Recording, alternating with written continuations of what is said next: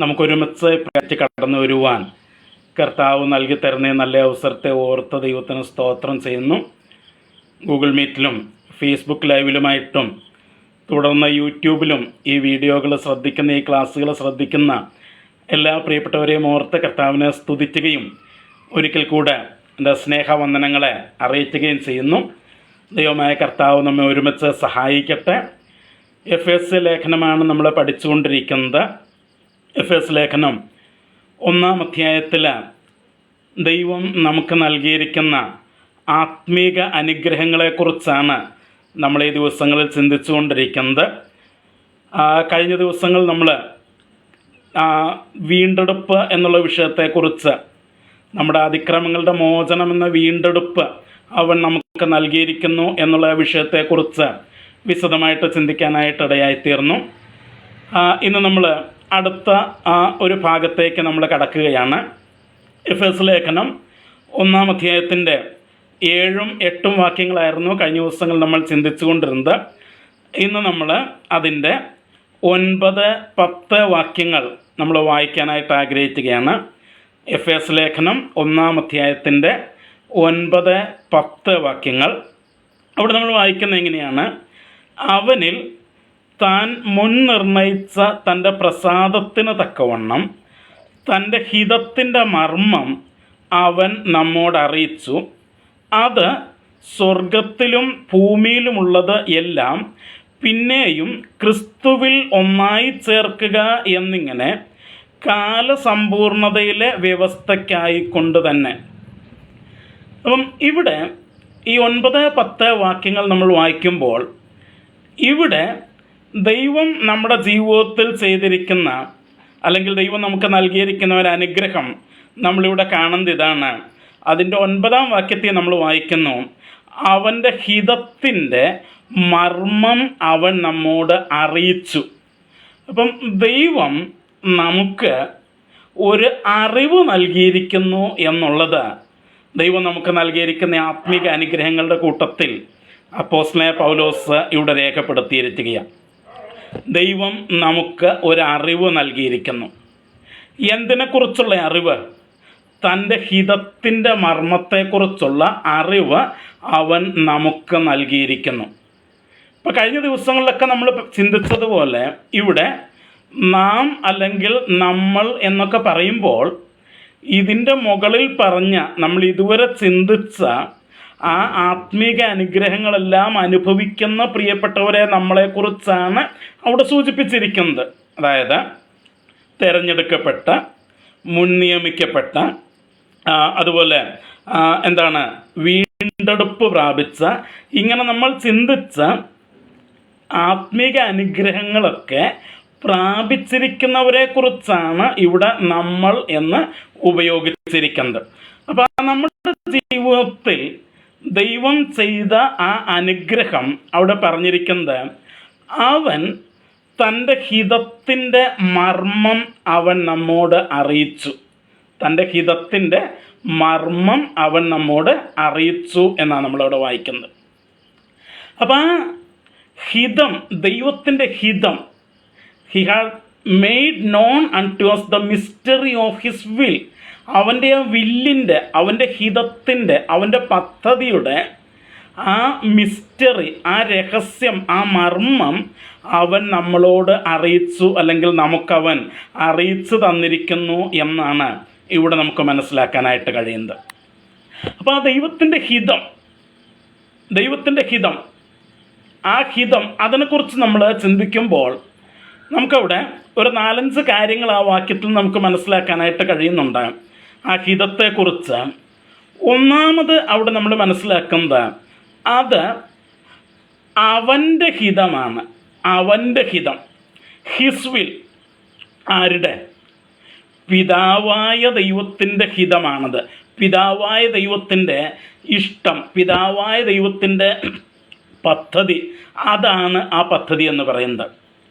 അത് ഏതെങ്കിലും മനുഷ്യരുടെ പദ്ധതിയോ, ഏതെങ്കിലും പ്രസ്ഥാനങ്ങളുടെ പദ്ധതിയോ, ഏതെങ്കിലും മതങ്ങളുടെ പദ്ധതിയോ, അല്ലെങ്കിൽ ഏതെങ്കിലും സ്വർഗത്തിലെ ഏതെങ്കിലും ദൂതന്മാരുടെ പദ്ധതിയോ ആയിട്ടല്ല നമ്മളിവിടെ കാണുന്നത്. ഈ പദ്ധതി അല്ലെങ്കിൽ ഈ വിൽ, ഈ ഹിതം എന്ന് പറയുന്നത് അവൻ്റെ അല്ലെങ്കിൽ പിതാവായ ദൈവത്തിൻ്റെയാണ് ഈ ഹിതം എന്നുള്ളത് നാം മറക്കരുത്.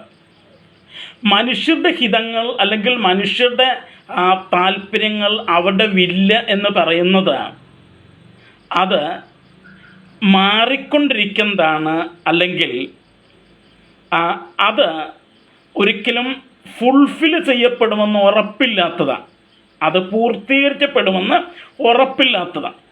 എന്നാൽ ദൈവത്തെക്കുറിച്ച് നമ്മൾ പഠിക്കുന്നത് അവർ God is an unchanging God. നമ്മുടെ ദൈവം അവൻ മാറ്റമില്ലാത്തവനായ ദൈവമാണ്. ബൈബിൾ വളരെ വ്യക്തമായിട്ട് ആവർത്തിച്ച് നമ്മളോട് പറയുന്ന ഒരു കാര്യമുണ്ട്. He's same, he's an unchanging God. അവൻ മാറ്റമില്ലാത്തവനായ ദൈവമാണ് എന്ന് ബൈബിൾ നമ്മളെ പഠിപ്പിക്കുന്നുണ്ട്. മാത്രമല്ല, ദൈവം ഒരു കാര്യം തീരുമാനിച്ചു കഴിഞ്ഞാൽ അവനത് പൂർത്തീകരിക്കാനായിട്ട്, നിവൃത്തീകരിക്കാനായിട്ട് ശക്തിയുള്ളവനാണ് എന്ന് നമ്മൾ മനസ്സിലാക്കുന്നു. അപ്പം മാറ്റമില്ലാത്തവനായ ദൈവത്തിൻ്റെ മാറ്റമില്ലാത്ത ഹിതം, അപ്പോൾ തന്നെ അവൻ ദൈവമായതുകൊണ്ട് അത് പൂർത്തീകരിക്കപ്പെടുമോ ഇല്ലയോ എന്ന് ഇനി നമ്മൾ സംശയിക്കേണ്ട ആവശ്യമില്ല. അത് പൂർത്തീകരിക്കപ്പെടുമെന്നുള്ളത് 100% ഉറപ്പുള്ള കാര്യമാണത്. കാരണം അത് പിതാവായ ദൈവത്തിൻ്റെ ഹിതമാണത്. അപ്പോൾ ഒന്നാമത് നമ്മൾ ആ ഹിതത്തെക്കുറിച്ച് മനസ്സിലാക്കുന്ന, ആ വില്ലിനെക്കുറിച്ച് മനസ്സിലാക്കുന്നത്, it is the will of father God. അത് പിതാവായ ദൈവത്തിൻ്റെ ഹിതമാണത്, പിതാവായ ദൈവത്തിൻ്റെ ഹിതമാണത്. രണ്ടാമത് ആ ഹിതത്തെക്കുറിച്ച് നമ്മൾ മനസ്സിലാക്കുന്ന കാര്യം എന്ന് വെച്ച് കഴിഞ്ഞാൽ അത് തൻ്റെ പ്രസാദത്തിന് തക്കവണ്ണമുള്ള ഹിതമാണ്, വില്ലാണത്. തൻ്റെ പ്രസാദത്തിന് തക്കവണ്ണമുള്ള, തൻ്റെ പ്രസാദത്തിന് തക്കവണ്ണം. അപ്പം എന്താണ്? According to his good pleasure, ദൈവത്തിൻ്റെ പ്രസാദത്തിന് തക്കവണ്ണം. അതായത് എന്തിനാണ് ദൈവം ഇങ്ങനെ ഒരു പ്ലാൻ ചെയ്തിരിക്കുന്നത് എന്ന് ചോദിച്ചാൽ, it is for his own pleasure.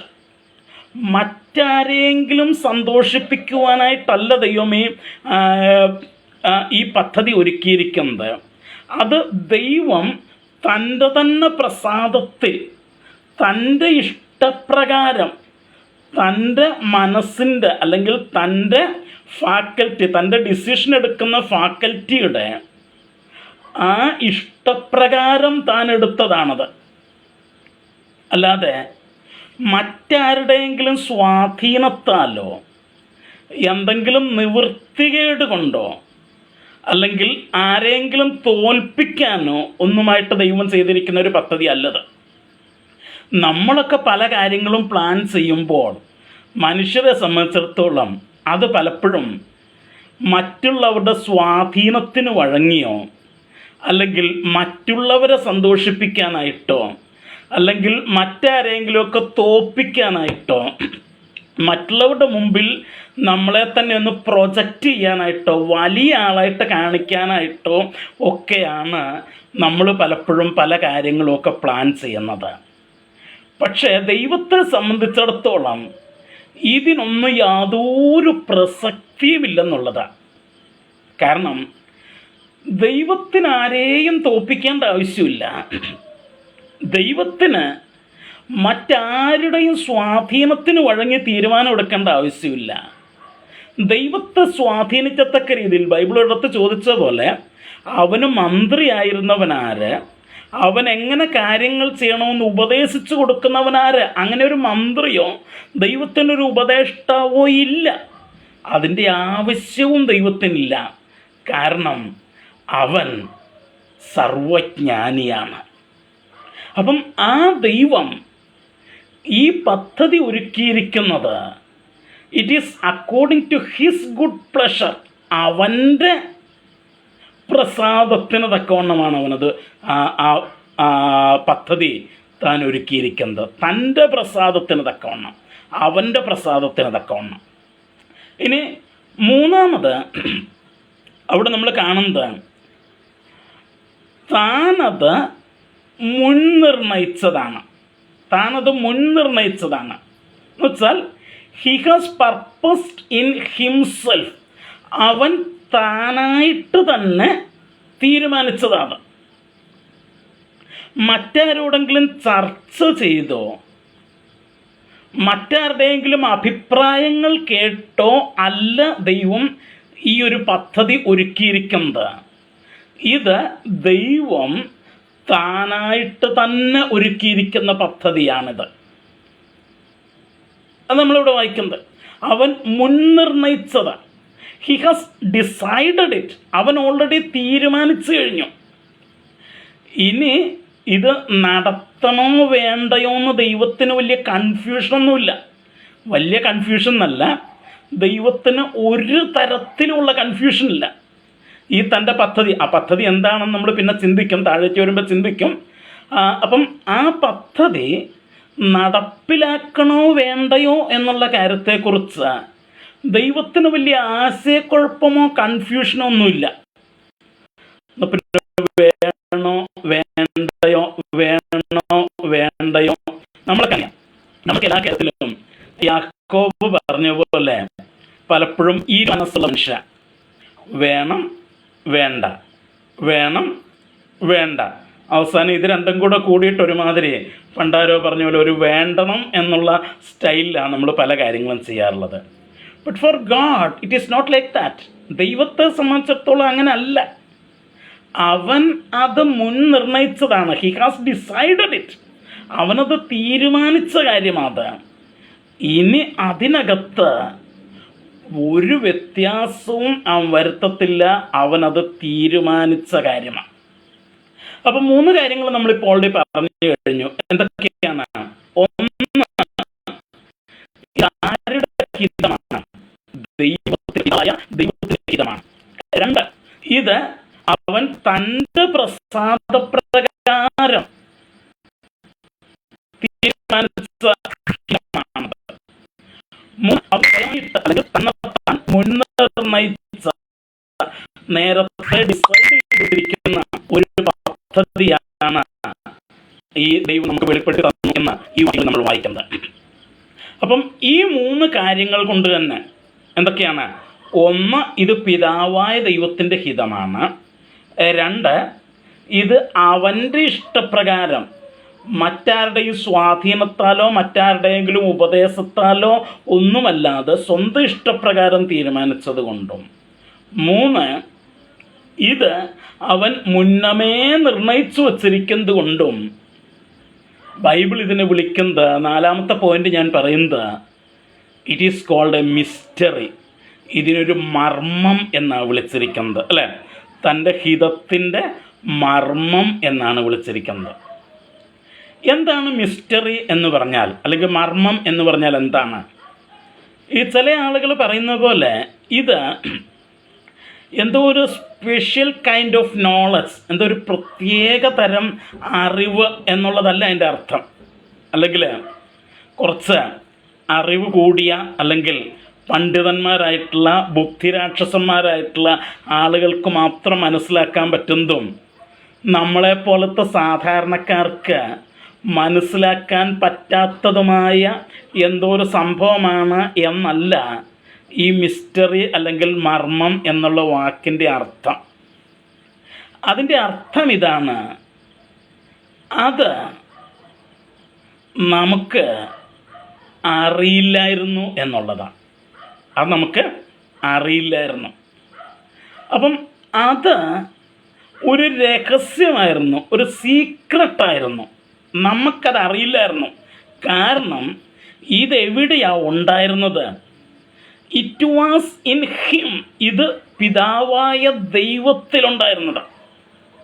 അപ്പം രണ്ടാമതൊരു കാര്യം എന്ന് പറയുന്നത്, നമ്മുടെ കഴിവ് ഉപയോഗിച്ചോ നമ്മുടെ ബുദ്ധി ഉപയോഗിച്ചോ നമ്മുടെ ജ്ഞാനം ഉപയോഗിച്ചോ നമുക്ക് ഇത് അന്വേഷിച്ച് കണ്ടുപിടിക്കാനായിട്ടും കഴിയില്ല. ഇവിടുത്തെ തിയോളജിയിൽ ഒരു PhD എടുത്തെന്ന് പറഞ്ഞാലും ഈ ദൈവത്തിൻ്റെ ഹിതം മനസ്സിലാകണമെന്ന് നിർബന്ധമില്ല. അതാ ഇവിടുത്തെ പ്രശ്നം. നമ്മളൊക്കെ വിചാരിക്കുന്നത് കുറേ പഠിപ്പും വിവരവും ഒക്കെ ഉണ്ടെങ്കിൽ ഇത് മനസ്സിലാക്കാമെന്ന. സോറി ടു സേ, അങ്ങനെയല്ല. അപ്പോൾ ഇത് ഒരു മിസ്റ്ററി ആയിരിക്കാനുള്ള 2 കാരണങ്ങളാണ് ഞാൻ പറഞ്ഞത്. ഒന്ന്, ഇത് നമുക്കറിയത്തില്ലായിരുന്നു. 2, നമുക്കിത് അന്വേഷിച്ച് കണ്ടുപിടിക്കാനും പറ്റില്ല. കാരണം it is in his mind. ഇത് പിതാവിൻ്റെ മനസ്സിലിരിക്കുന്ന കാര്യമാണ്, അല്ലേ? നമ്മൾ ബൈബിളിൽ വായിക്കുന്ന ഒരു കാര്യമുണ്ട്, അവൻ്റെ മനസ്സ് ആരാഞ്ഞറിയുന്നവനാര്. പ്രിയമുള്ളവരെ, നമ്മുടെ ഈ 1500 ഗ്രാം തലച്ചോറ് കൊണ്ട് നമുക്ക് ദൈവത്തിൻ്റെ വൻകാര്യങ്ങളെ അന്വേഷിച്ച് പൂർണ്ണമായിട്ട് മനസ്സിലാക്കാനായിട്ട് കഴിയില്ല എന്നുള്ളത് നമ്മൾ വ്യക്തമായിട്ടൊന്ന് മനസ്സിലാക്കിയിരിക്കണം. എന്തിനാ ദൈവത്തിൻ്റെ അടുത്തേക്ക് പോകുന്നത്? ഈ പ്രപഞ്ചത്തെക്കുറിച്ചോ ഈ സ്ഥൂലമായിട്ടുള്ള ഈ പ്രപഞ്ചത്തിലെ ഏതെങ്കിലും പ്രതിഭാസങ്ങളെക്കുറിച്ചോ പൂർണ്ണമായിട്ട് ഗ്രഹിച്ചിട്ടുള്ള ആരുണ്ട്? ഇവിടുത്തെ ബുദ്ധിരാക്ഷസന്മാരും ഇവിടുത്തെ ശാസ്ത്രജ്ഞന്മാരും ഇവിടുത്തെ പണ്ഡിതന്മാരോടുമൊക്കെ ചോദിച്ചാലും അവരൊക്കെ സത്യസന്ധമായിട്ട് പറയുകയാണെങ്കിൽ അവർക്ക് പറയാനായിട്ട് കഴിയും, ഞങ്ങൾ ഇതിൻ്റെയൊക്കെ എവിടെയോ ഒരറ്റവും മൂലയുമൊക്കെ മാത്രമേ ഞങ്ങൾക്ക് മനസ്സിലാക്കാനായിട്ട് പറ്റിയിട്ടുള്ളൂ. അപ്പം ഈ സ്ഥൂല പ്രപഞ്ചത്തിൻ്റെ, അല്ലെങ്കിൽ ഒന്നും വേണ്ട, നമ്മുടെ ശരീരത്തിനകത്ത് നടക്കുന്ന പ്രവർത്തനങ്ങളുടെ, അപ്പം നമ്മുടെ ശരീരത്തിനകത്ത് നടക്കുന്ന പ്രവർത്തനങ്ങളെക്കുറിച്ച് തന്നെ പൂർണ്ണമായിട്ട് നമ്മൾ മനസ്സിലാക്കിയിട്ടുണ്ടെന്നാണോ നമ്മൾ ചിന്തിക്കുന്നത്? അല്ല, മനസ്സിലാക്കിയിട്ടില്ല. ഇന്നും പല കാര്യങ്ങളും നമുക്ക് അജ്ഞാതമാണ്. നമ്മുടെ ശരീരത്തിൻ്റെ നടക്കുന്ന പല കാര്യങ്ങളും നമുക്ക് അജ്ഞാതമാണ്. പല കാര്യങ്ങളും നമുക്കറിയാം, ഇല്ലെന്ന് ഞാൻ പറഞ്ഞില്ല. പക്ഷേ പൂർണ്ണമായിട്ട് നമ്മളെ തന്നെ മനസ്സിലാക്കാനായിട്ട് നമുക്ക് കഴിഞ്ഞിട്ടില്ല. പിന്നെങ്ങനെ ദൈവത്തെ മനസ്സിലാക്കാനായിട്ട് നമുക്ക് കഴിയും? അപ്പം ഇത് ദൈവത്തിൻ്റെ മനസ്സിലിരിക്കുന്നത് കൊണ്ട്, ദൈവത്തിൻ്റെ മനസ്സിലാണ് ഇതിരിക്കുന്നത് എന്നുള്ളത് കൊണ്ട് ഇത് നമുക്ക് അന്വേഷിച്ച് കണ്ടുപിടിക്കാനായിട്ട് കഴിയില്ല. അതുകൊണ്ട് തന്നെ ഇത് ഒരു മർമ്മമാണ്, ഒരു മിസ്റ്ററിയാണ്, ഒരു രഹസ്യമാണ്. ഇനി 5ാമത്തെ കാര്യം എന്താണെന്ന് വെച്ചാൽ, ഇന്നത്തെ ഏറ്റവും മനോഹരമായിട്ടുള്ള, അല്ലെങ്കിൽ ഏറ്റവും സന്തോഷകരമായിട്ടുള്ളൊരു കാര്യം എന്ന് പറയുന്നത് എന്താണെന്ന് വെച്ച് കഴിഞ്ഞാൽ, ആ മർമ്മം അവൻ നമ്മോട് അറിയിച്ചെന്നുള്ളതാണ്.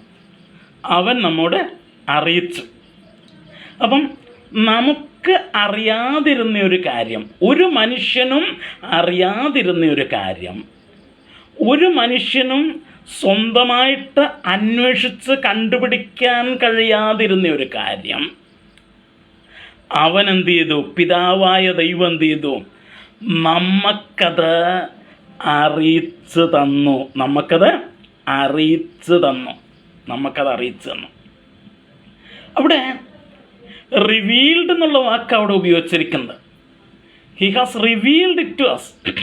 അവൻ നമുക്കത് വെളിപ്പെടുത്തി തന്നു. റിവീൽഡ്, വെളിപ്പെടുത്തി തന്നു. അപ്പം എന്താ വെളിപ്പെടുത്തുക എന്ന് പറഞ്ഞാൽ, മറ നീക്കി കാണിക്കുകയാണ്. ആ മറഞ്ഞിരുന്നതിനെ മറയ്ക്കുന്ന ആ മറ. അപ്പം ഇതിൻ്റെ മുൻപിൽ എന്തോ മറയായിട്ട് നിൽക്കുന്നത് കൊണ്ടാണ് ആ മറയ്ക്കപ്പുറത്ത് നിൽക്കുന്ന എനിക്ക് നിങ്ങൾക്കും അത് അറിയാനായിട്ട് കഴിയാതിരുന്നത്. അപ്പോൾ ദൈവം എന്ത് ചെയ്തു? ആ മറ നീക്കി നമുക്കത് കാണിച്ചു തന്നു. എന്താണ് എൻ്റെ ഹിതം എന്നുള്ളത് ദൈവം നമുക്ക് കാണിച്ചു തന്നു. നോക്കിക്കേ, ദൈവം എല്ലാവർക്കും അത് വെളിപ്പെടുത്തി കൊടുത്തിട്ടില്ല, എല്ലാവർക്കും അത് അറിയിച്ചു കൊടുത്തിട്ടില്ല. അപ്പോസ്തലനായ പൗലോസ് പറയുന്നത് ദൈവം അത് നമുക്ക് അറിയിച്ചു തന്ന. ആരാണ് ഈ നാം? ഞാൻ തുടക്കത്തിലേ പറഞ്ഞു, തിരഞ്ഞെടുക്കപ്പെട്ട, മുൻ നിയമിക്കപ്പെട്ട, വീണ്ടെടുക്കപ്പെട്ട നമുക്കാണ് ദൈവം അത് അറിയിച്ചു തന്നിരിക്കുന്നത്. ഓർത്ത് നോക്കിക്കേ. സി, അതുകൊണ്ടാണ് ഇതിനെ ഒരു ആത്മീകാനുഗ്രഹം എന്ന് നമ്മൾ പറയുന്നത്. അതുകൊണ്ടാണ് ഇതൊരു സ്പിരിച്വൽ ബ്ലെസ്സിങ് ആകുന്നത്. കാരണം നമുക്കത് സ്വയമായിട്ട് നേടിയെടുക്കാനായിട്ട് കഴിയില്ല. ഈ അറിവ് അല്ലെങ്കിൽ ദൈവത്തിൻ്റെ ഹിതം എന്താണെന്ന് എനിക്കും നിങ്ങൾക്കും സ്വന്തമായിട്ട് തിരിച്ചറിയാൻ കഴിയാതിരിക്കുന്ന അവസ്ഥയിൽ ആ ദൈവം തന്നെ അവൻ നമുക്കത് വെളിപ്പെടുത്തി തരികയാണ്. ഒന്ന് ഓർത്ത് നോക്കിക്കേ. നമ്മുടെ ഹൃദയത്തിനകത്ത്, നമ്മുടെ മനസ്സിനകത്ത് നമ്മൾ ആരോടും വെളിപ്പെടുത്താതിരിക്കുന്ന രഹസ്യങ്ങൾ ഉണ്ടാകും, ഇപ്പോഴും ഉണ്ടാകും. നമ്മളൊന്നും എല്ലാ രഹസ്യങ്ങളും എല്ലാവരോടൊന്നും വെളിപ്പെടുത്തുകയല്ല. ആരും അറിയാത്ത, ആരോടും വെളിപ്പെടുത്താത്ത, ആരോടും ഷെയർ ചെയ്യാത്ത രഹസ്യങ്ങളൊക്കെ നമ്മുടെ ജീവിതത്തിൽ കാണും. എന്നാൽ അപ്പം തന്നെ ഞാൻ ചോദിക്കട്ടെ, നമ്മൾ അങ്ങനത്തെ രഹസ്യങ്ങൾ ആരോടെങ്കിലും വെളിപ്പെടുത്തുന്നുണ്ടെങ്കിൽ എന്താ അതിൻ്റെ അർത്ഥം? ആ വ്യക്തി നമ്മെ സംബന്ധിച്ചിടത്തോളം അത്രയും പ്രഷ്യസ് ആയതുകൊണ്ടാണ് നമ്മൾ വെളിപ്പെടുത്തുന്നത്. അത്രയും പ്രഷ്യസ് ആയതുകൊണ്ട് നമ്മൾ ആ വ്യക്തിയെ അത്രയും സ്നേഹിക്കുകയും നമ്മൾ ആ വ്യക്തിയെ അത്രയും വിലമതിക്കുകയും നമ്മൾ ആ വ്യക്തിയെ അത്രയും വിശ്വസിക്കുകയും അത്രയും ട്രസ്റ്റ് ചെയ്യുകയും ചെയ്യുന്നതുകൊണ്ടാണ് നമ്മുടെ ഹൃദയത്തിൽ, നമ്മുടെ മനസ്സിനകത്ത് ആരോടും ഷെയർ ചെയ്തിട്ടില്ലാത്ത രഹസ്യം നമ്മൾ ആ വ്യക്തിയോട് ഷെയർ ചെയ്യുന്നത്. നോക്കിക്കേ, ഇവിടെ പിതാവായ ദൈവം തൻ്റെ മനസ്സിനകത്ത് താൻ എടുത്ത ആ തൻ്റെ ഹിതം, ആ രഹസ്യം ആർക്കും അറിയാതിരിക്കുമ്പോൾ, ആരോടും പങ്കുവെക്കാതിരിക്കുമ്പോൾ ദൈവം അത് എന്നോടും നിങ്ങളോടും പങ്കുവച്ചെങ്കിൽ, നമുക്കത് വെളിപ്പെടുത്തി തന്നെങ്കിൽ, അതിൻ്റെ അർത്ഥം പ്രിയമുള്ളവരെ, ദൈവം നമ്മെ അത്രയധികം സ്നേഹിക്കുന്നതാണ്, ദൈവം നമ്മെ അത്രയധികം വിലയുള്ളവരായി കാണുന്നതാണ്. മാത്രമല്ല, ദൈവം നമ്മെ അത്രയധികം ട്രസ്റ്റ് ചെയ്യുന്നതാണ്. ഒന്നോർത്ത് നോക്കിക്കേ.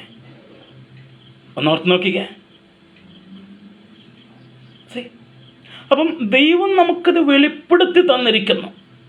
ഞാൻ ഒന്നിട്ട് വാക്യങ്ങളിലേക്ക് നിങ്ങളുടെ ശ്രദ്ധയെ ഞാനൊന്ന് കൊണ്ടുപോകാനായിട്ട് ആഗ്രഹിക്കുകയാണ്. റോമലേഖനം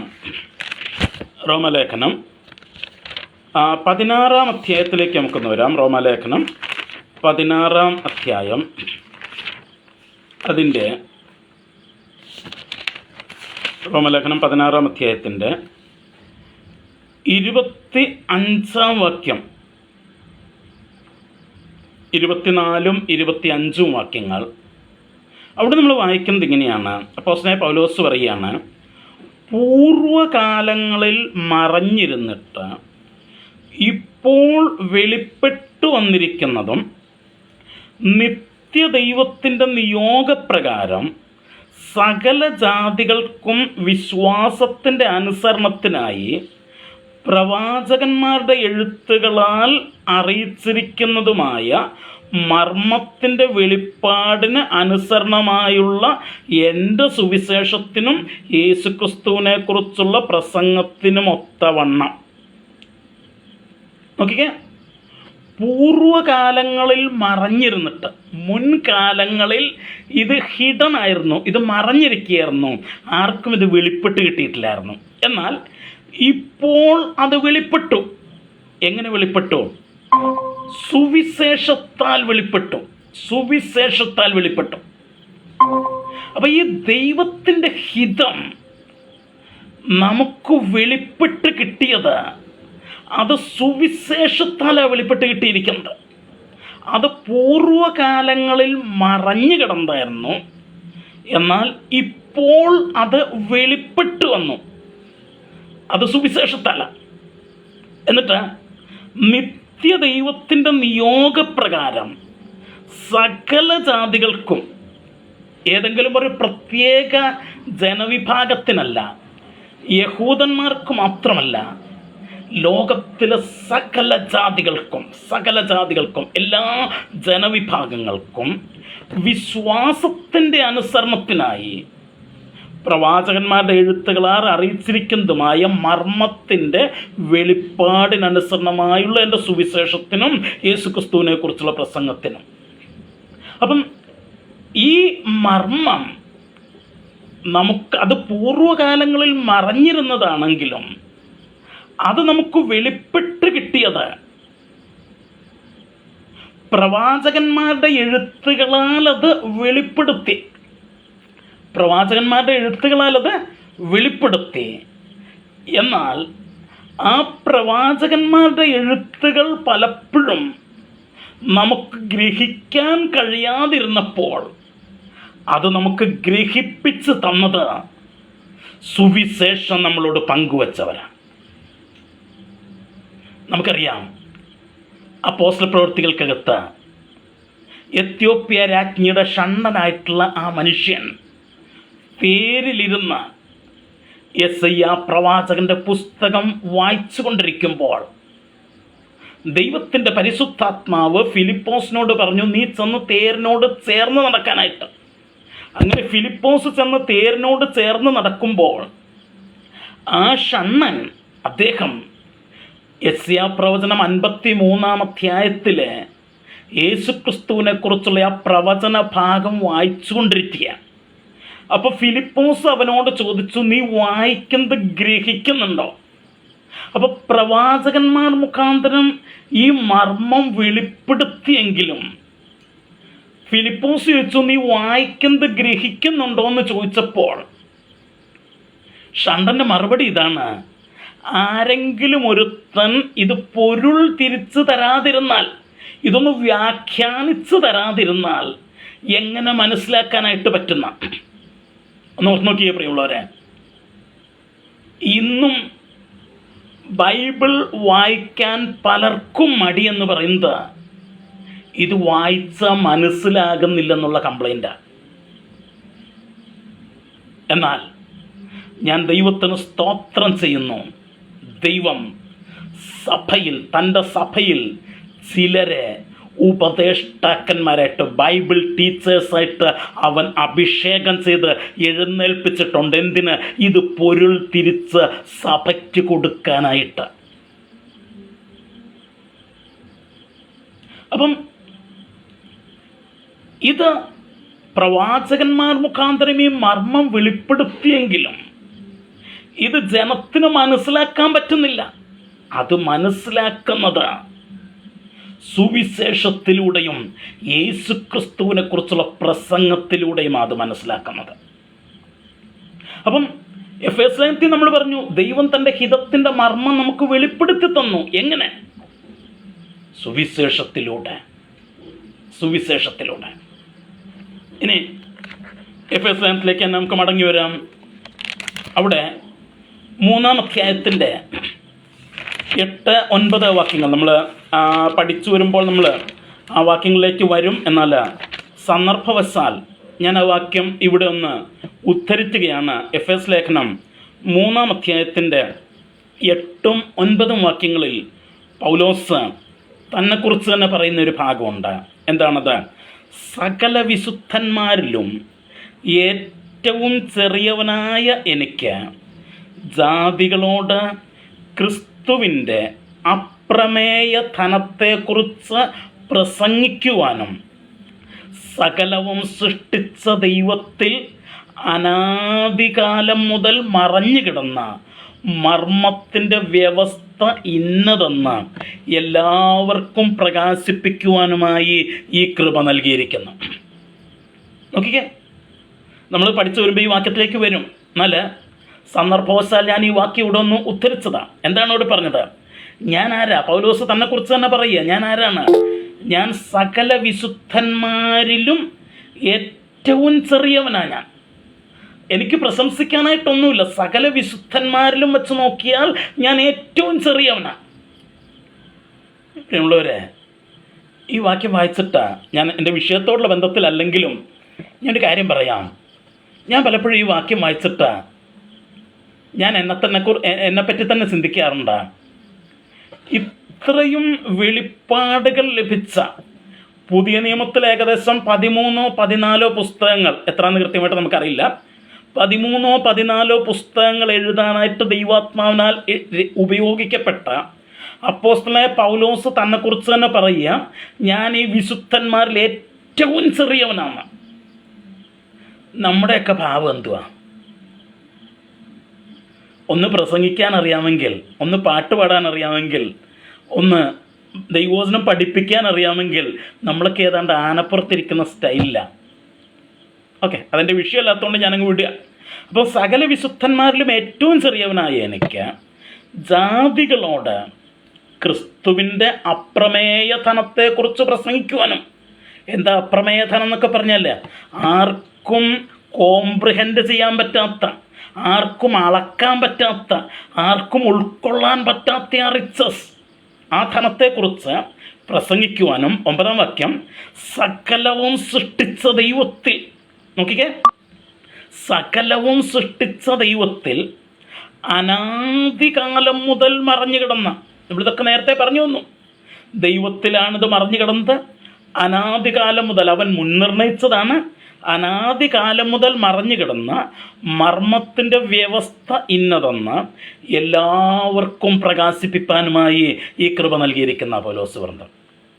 സോ എഫെസ്യരിലെ വിശ്വാസികളോട് ചോദിക്കുക, മക്കളെ നിങ്ങൾക്ക് എങ്ങനെയാണ് ഈ മർമ്മം മനസ്സിലായത്? അവർ പറയും, it is by the preaching of apostle Paul. അപ്പോസ്റ്റലനായ പൗലോസിൻ്റെ പ്രസംഗത്താലാണ് ഞങ്ങൾക്കിത് വെളിപ്പെട്ട് കിട്ടിയത്.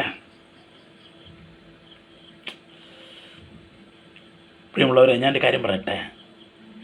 നമ്മൾ ദൈവത്തിൻ്റെ വചനം ഷെയർ ചെയ്യുമ്പോൾ, സുവിശേഷം പങ്കുവയ്ക്കുമ്പോൾ, നമ്മൾ ഒരു ചില്ലറ പരിപാടിയല്ല ചെയ്യുന്നത്.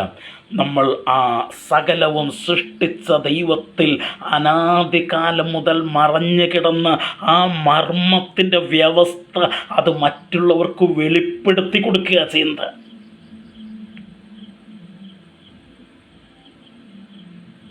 ഓക്കെ, അപ്പം ഇത് അനാദികാലം മുതൽ മറഞ്ഞു കിടന്നത്, സോ ഇറ്റ് ഇസ് എ മർമ്മം, അതൊരു മിസ്റ്ററി ആയിരുന്നു. പക്ഷേ അത് പൗലോസ് പറയുക, ഞാനത് വെളിപ്പെടുത്തി, എൻ്റെ പ്രസംഗത്തിലൂടെ ഞാനത് വെളിപ്പെടുത്തി. ഒരു വാക്യം കൂടെ നമുക്കൊന്ന് വായിക്കാം. കൊലോസ്യ ലേഖനം 1-ാം അധ്യായത്തിൻ്റെ 25 മുതൽ 27 വരെയുള്ള വാക്യങ്ങൾ, ആ വാക്യങ്ങളൂടെ നമുക്കൊന്ന് വായിക്കാം. അവിടെ നമ്മളിങ്ങനെയാണ് വായിക്കുന്നത്: നിങ്ങൾക്ക് വേണ്ടി ദൈവം എനിക്ക് നൽകിയിരിക്കുന്ന ഉദ്യോഗപ്രകാരം ദൈവവചന ഘോഷണം നിവർത്തിക്കേണ്ടതിന് ഞാൻ സഭയുടെ ശുശ്രൂഷകനായിരിക്കുന്നു.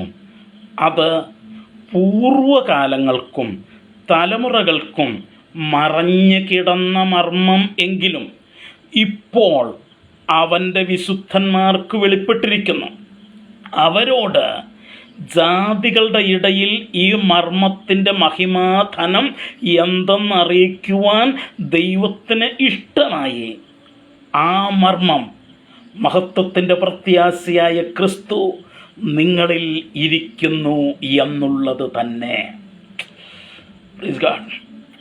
ഓക്കെ, അപ്പോസ്തലനായ പൗലോസ് പറയാം, ദൈവം എനിക്ക് നൽകിയിരിക്കുന്ന ഉദ്യോഗപ്രകാരം ദൈവം എനിക്കൊരു നിയോഗം തന്നിട്ടുണ്ട്.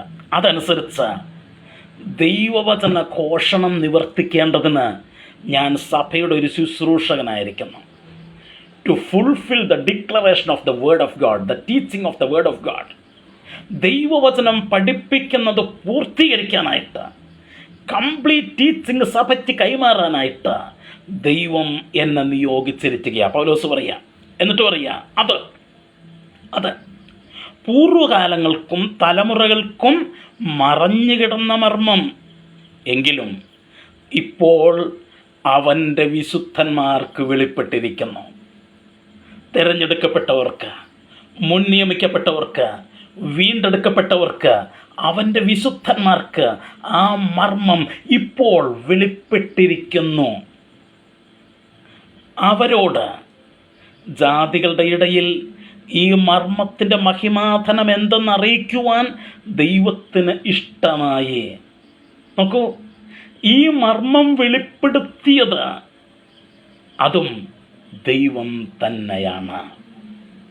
കാരണം ഞാൻ പറഞ്ഞു, ദൈവം വെളിപ്പെടുത്താത്തിടത്തോളം ഈ മർമ്മം എന്തെന്ന് നമുക്ക് മനസ്സിലാക്കാനായിട്ട് കഴിയില്ല. എന്നിട്ട് പറയുക, ആ മർമ്മം മഹത്വത്തിൻ്റെ പ്രത്യാശയെ ക്രിസ്തു നിങ്ങളിൽ ഇരിക്കുന്നു എന്നുള്ളത് തന്നെ. നോക്കിക്കേ, മഹത്വത്തിൻ്റെ പ്രത്യാശയായ ക്രിസ്തു. ഇവിടെ ക്രിസ്തുവിനെ കുറിച്ച് പറഞ്ഞിരിക്കുന്നു. ഈ മർമ്മം എന്താണെന്ന് എഫേസ്യ ലേഖനത്തിൽ പറയുന്ന മർമ്മം എന്താണെന്ന് ഞാൻ അടുത്ത ക്ലാസ്സിൽ 10-ാം വാക്യം നമ്മൾ പഠിക്കുമ്പോൾ നമ്മൾ പറയും, വിശദമായിട്ട് നമ്മൾ പറയും. ഇവിടെ എൻ്റെ ക്ലാസ് ഞാൻ അവസാനിപ്പിക്കാനായിട്ട് പോകുമ്പോൾ ഞാൻ ഇത് പറഞ്ഞ് നിർത്തുകയാണ്. കൊലോസ്യ ലേഖനത്തിൽ പറയുന്നു, ആ മർമ്മം മഹത്വത്തിൻ്റെ പ്രത്യാശയായ ക്രിസ്തു നിങ്ങളിൽ ഇരിക്കുന്നു എന്നുള്ളത് തന്നെ. Christ is in you. ക്രിസ്തു നിങ്ങളിൽ ഇരിക്കുന്നു. ഞാൻ ചോദിക്കട്ടെ പ്രിയമുള്ളവരെ, നമ്മളത് മനസ്സിലാക്കുന്നുണ്ടോ? See, Christ is dwelling in you and me. ക്രിസ്തു നമ്മിൽ ഇരിക്കുന്നു, അവൻ നമ്മിൽ വസിക്കുന്നു, അവൻ നമ്മുടെ കൂടെയുണ്ട്. ഏത് ക്രിസ്തു? ഏത് ക്രിസ്തു? അവിടെയാണ് പ്രശ്നം. തിരിച്ചറിയേണ്ടതാ. ഇന്ന് പലരും പറയുന്നത് ക്രിസ്തു നിങ്ങളുടെ കൂടെയുണ്ടെന്ന് അവർ പറയും. പക്ഷേ ഏത് ക്രിസ്തു കൂടെയുണ്ടെന്നാണ് അവർ പറയുന്നത്?